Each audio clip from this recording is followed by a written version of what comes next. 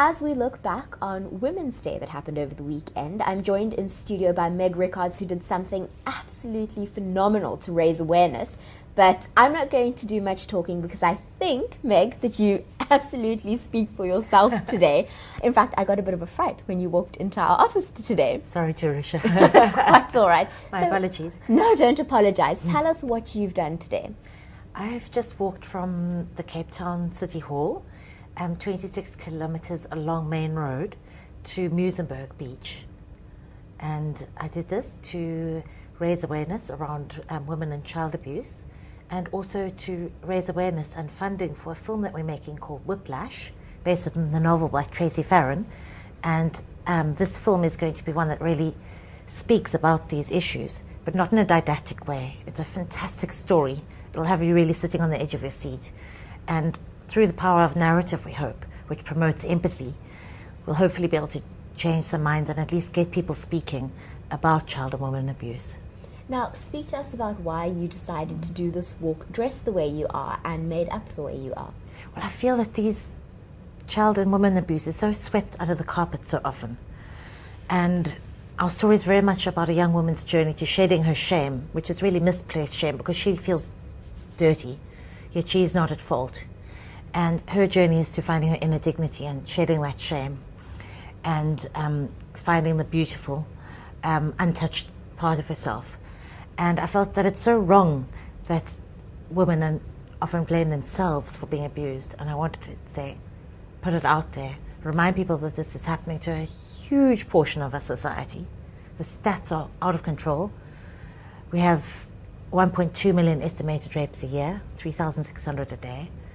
And I wanted to put it out there to be discussed and also say that we need to make a movie that puts us into the cultural space and that allows story just is wonderful in that it's not preachy, it's not telling people what to think, it's letting them feel, and through that you can often open up dialogue in a much more subtle way.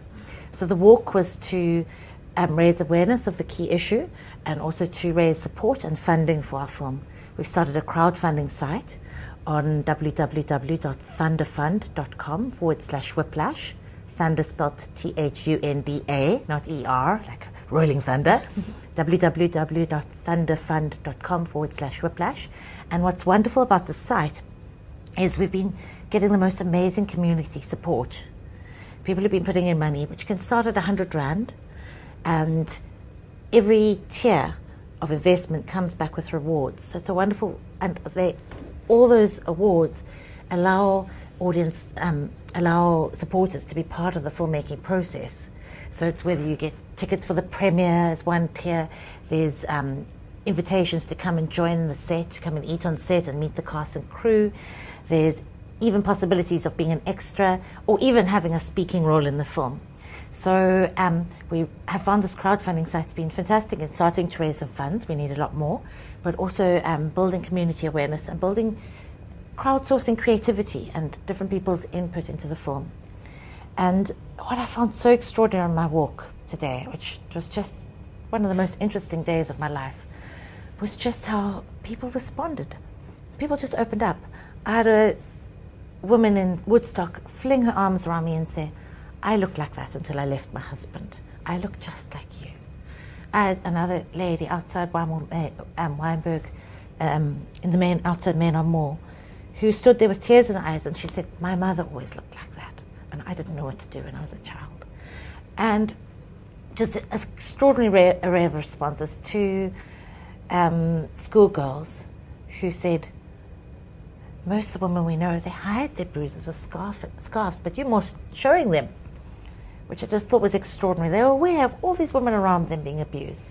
Yeah, and yet, so the normal reaction is to hide it shamefully and to sweep it away. And this is what this intervention was about. It was about putting it out there and saying, this is the reality. Sure, this was an act. It was a piece of performance art. It's a bit grand, a kind of gesture.